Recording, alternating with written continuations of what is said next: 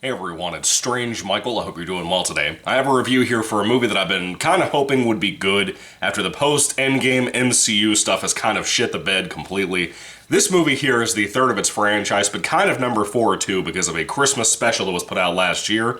I've not seen it. I love the original movie before it. I love parts of the second movie, which is kind of a mess, definitely a lesser movie than this one. That is Guardians of the Galaxy Volume 3 that came out early May of this year, 2023, and it's directed and written by James Gunn, as the previous two were. Now again, I haven't seen the Christmas special, so there might be some jokes from there that carry on to this film. I've heard of at least one that was the case with involving some kind of nuts snack thing, I don't know. But Guardians of the Galaxy Volume 3, again, I was terrified of going into this because of what the MCU has become over the recent years, the last 5 or so. It's been pretty rough. Well, really, I guess it's closer to 3 or 4 since 2019 when Endgame came out.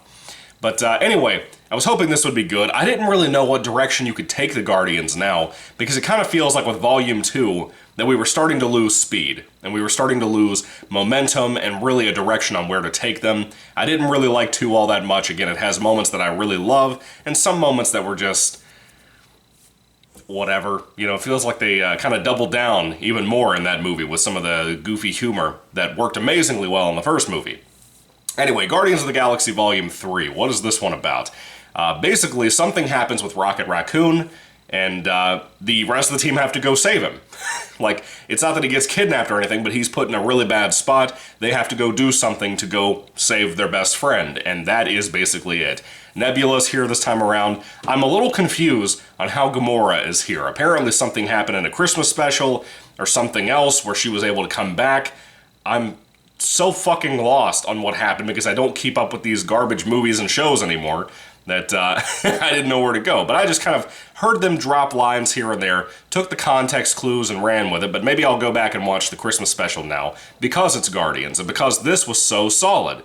Again, I really don't have much more to say about Guardians 3's plot. I will give you some other information, though, in case you haven't seen the film. I don't want to spoil too much for you. Rocket Raccoon has a mysterious past, and we've gotten little hints here and there. Maybe he was a tortured animal that was turned into what he is. Maybe he was abused. Maybe something horrible happened to him. And this film goes much, much more into that mystery about Rocket, and I loved that. I absolutely loved what we go into about Rocket's past. This movie is about Rocket Raccoon. If you love Rocket, it's wonderful in that respect. His past, maybe his friends, his family, something like that. All of that stuff I loved so deeply. It was just so heartfelt and sweet and depressing and sad too. This movie had so much to offer when it came to that, and I loved every second of that. However, the big focus on that is based around kind of the villain of the movie too, who also has ties to Rocket's past. And this villain, it's not that the actor was bad, it's just I could not give less of a shit about what this guy is, what he does. It's a sci-fi comedy film, and it's based on Marvel Comics' goofier concepts, so I understand why this was chosen as the new direction for this movie. Of this villain, his goals, what he does for a living, that stuff stacks up well by the end of the movie, of at least understandable why he does what he does. But let me tell you this, it's not really a great, amazing threat. It really isn't. This film has a lot of themes and concepts that are very complex for a children's film. I was very surprised by that. By the way, it's 2.5 hours long, which is, again, why the fuck is this 2.5 hours long? This is a Guardians movie. Maybe 2 was that long too, I think, something like that. But we don't need to have these movies be this long, these Marvel superhero films. I'm watching Thor: Love and Thunder for the first time right now, too, on Disney+, and I am just in the ball camp, whatever, of that shit is horrible. That shit is awful. It should have been like an hour and a half and it should have been over with. But I'm still struggling through with it. I might try to finish it tonight, I don't know.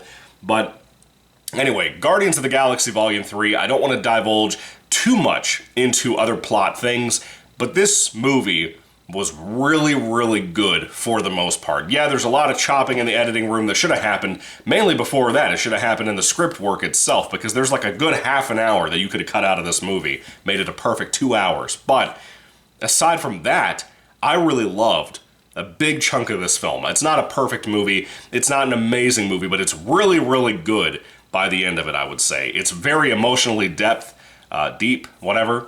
It will have you emotionally involved, is what I would say. It's going to have you excited about the action sequences that are some of the best Marvel put out since the end of Endgame, because a lot of them have been garbage aside from No Way Home. I mean, the movies, the action scenes involved in those movies had typically been garbage recently.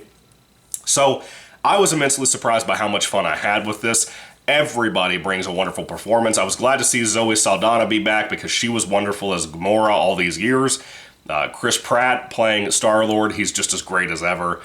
He's kind of become an alcoholic, and he starts off the film in that ballpark. He blames himself for what's happening, for whatever's going on with Rocket. I don't want to tell you too much about. He blames himself for that, and that was some good character stuff involving him. I love the direction they take him in this movie by the end of it.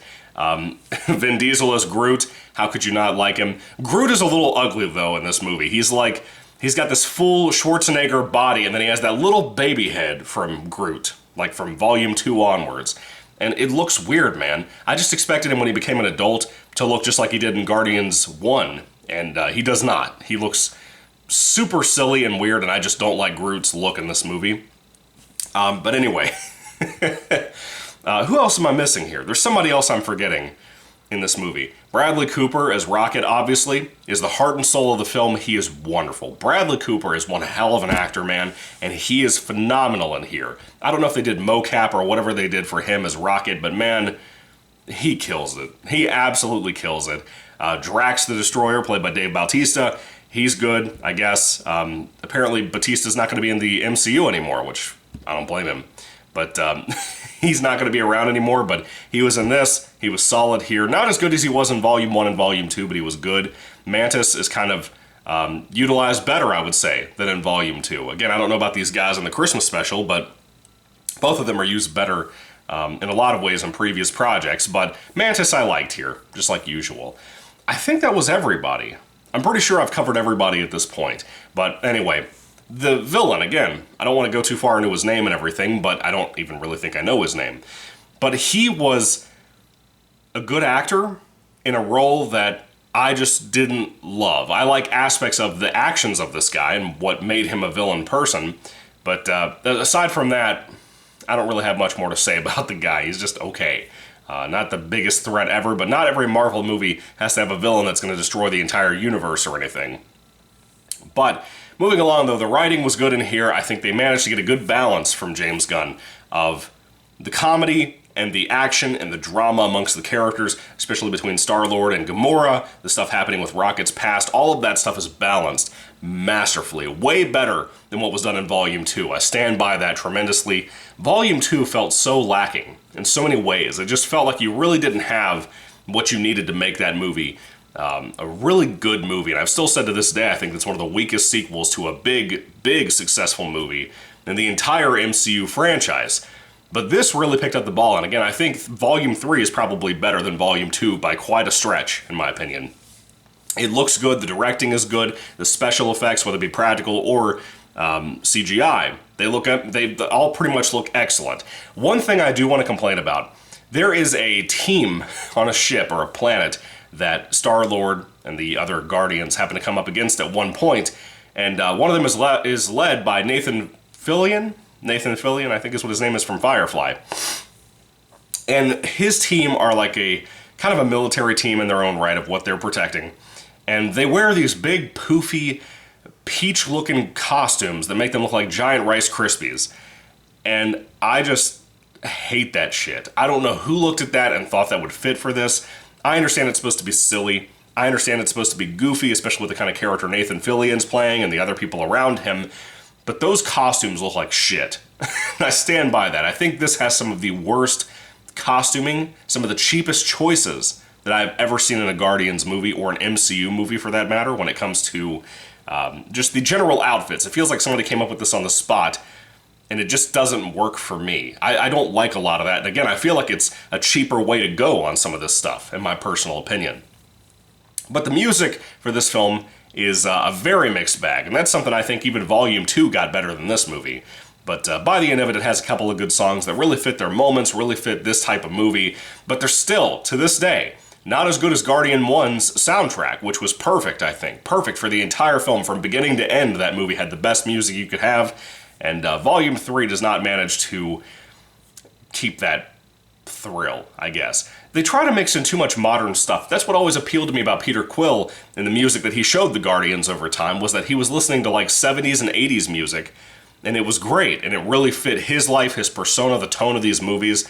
Now that they've been to Earth and stuff, they have all these other songs from modern day artists that I'm like, why the fuck would you be listening to this when you've been growing up on 70s and 80s music? I feel like if anybody would do this, Peter Quill would say, hey, that shit sucks. This new stuff is garbage. Let's go back and listen to old stuff. Maybe catch up on things he had never heard before.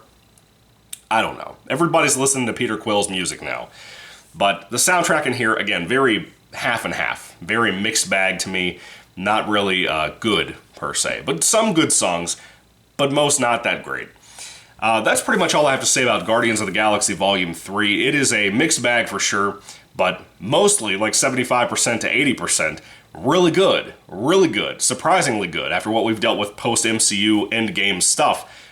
This and No Way Home, for right now, really stack up to be like the best of the post-Endgame stuff that actually hold up on their own. They really don't have to be entangled into too much other stuff, but everything from Doctor Strange 2 to Black Widow, I haven't seen that. Shang-Chi, I just don't give a shit about that. I'm watching Thor 4 right now, trying to get through it. The ones that I really hoped were going to be good, like Doctor Strange 2, just really collapsed and really, really sucked. But hopefully we can pull this off and, maybe the MCU will come back. I doubt it after the way Disney has handled the franchise, the way they've talked to fans. But aside from that, I'm really hoping it does come back if they bring back different people from the past. Because I want it to succeed. It's part of my childhood. The first Iron Man came out in 2008, and I felt like I was one of the only people who ever saw the movie, aside from a couple of family members and my dad. None of my friends had seen it. None of my friends gave a shit about seeing it. But it was amazing. And it spawned off this whole universe that was so cool.